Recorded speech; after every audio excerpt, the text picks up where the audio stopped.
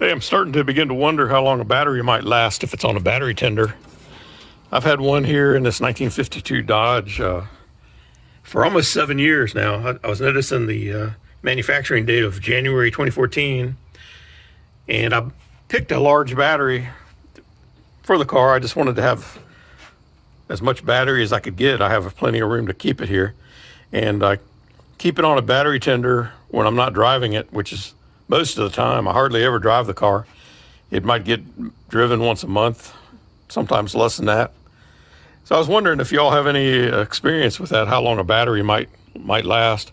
I'm tempted just to see how many more years I could get out of it, although I'm not sure I really want to know. It might end up failing on me at a time where I might wish it, wasn't doing that.